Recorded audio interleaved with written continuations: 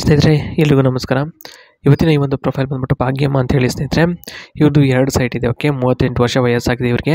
ಹವ್ಯಾಸಗಳು ತುಂಬಾ ಇದಾವೆ ಇವರಿಗೆ. ಏನೇನಪ್ಪ ಇದ್ದಾವೆ ಅಂತಂದರೆ ರೀಲ್ಸ್ ಮಾಡೋದು ಅಂದರೆ ತುಂಬ ಇಷ್ಟ, ಮತ್ತು ಇನ್ನೂ ಏನೇನೋ ಮಾಡ್ತಾರೆ ಸ್ನೇಹಿತರೆ ಮನೇಲಿ ಇದ್ಕೊಂಡು. ಸಮಾಚಾರ ಬಂದ್ಬಿಟ್ಟು ಒಂದು ರೇಂಜ್ ರೋವರ್ ಕಾರು ತೊಗೋಬೇಕು ಅಂತ ಇಷ್ಟ. ಆ ಒಂದು ಕಾರಣಕ್ಕೋಸ್ಕರ ನನ್ನ 2 ಸೈಟ್ಗಳಿದ್ದಾವೆ.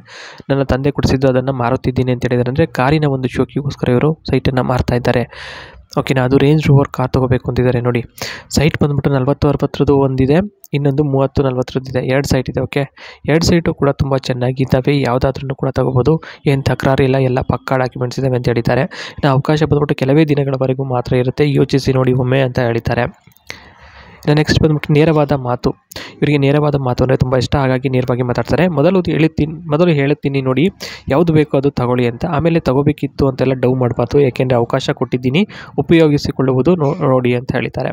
ಬೇಕಾದರೆ ಮನೆಯಲ್ಲಿದ್ದಾಗ ನಾನು ಏಕಾಂತವಾಗಿ ಬಂದು ಮಾತನಾಡಿ. ಫೈನಾನ್ಷಿಯಲ್ ಸಮಸ್ಯೆ ಏನಾದರೂ ಇದ್ದರೆ ಹೇಳ್ಕೊಳ್ಳಿ, ಸಾಧ್ಯ ಆದರೆ ಅದಕ್ಕೂ ಕೂಡ ನಮ್ಮ ಯಜಮಾನರ ಕಡೆಯಿಂದ ಏನಾದರೂ ಉಪಯೋಗ ಮಾಡಿಸುತ್ತೇನೆ. ಸುಮ್ಮನೆ ಕೂತ್ಕೊಂಡು ಯೋಚನೆ ಮಾಡಿದ್ರೆ ಆಗಲ್ಲ.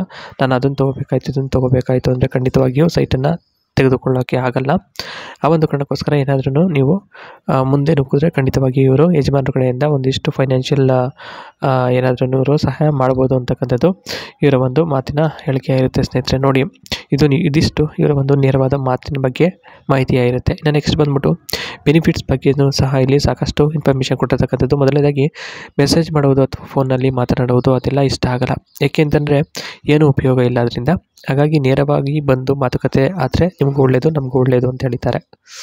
ಇನ್ನು ನೆಕ್ಸ್ಟ್, ಗೊತ್ತಿರುವ ಲಾಯರ್ ಇದ್ದಾರೆ, ಅವರಿಗೆ ಹೇಳ್ತೀನಿ, ಬೇಕಾದರೆ ಅವರೇ ಎಲ್ಲ ಡಾಕ್ಯುಮೆಂಟ್ಸ್ ರೆಡಿ ಮಾಡಿಕೊಡ್ತಾರೆ. ಅದರಲ್ಲಿ ಯಾವುದೇ ರೀತಿಯ ಒಂದು ಅನ್ಯಾಯದ ಮಾತು ಬರಲ್ಲ, ಏಕೆಂದರೆ ಎಲ್ಲ ಲಾಯರ್ ಕಡೆಯಿಂದ ನೋಟಿಸಿ ಬಂದಮೇಲೆ ಎಲ್ಲ ಡಾಕ್ಯುಮೆಂಟ್ಸ್ ಎಲ್ಲ ಕರೆಕ್ಟಾಗಿರುತ್ತೆ.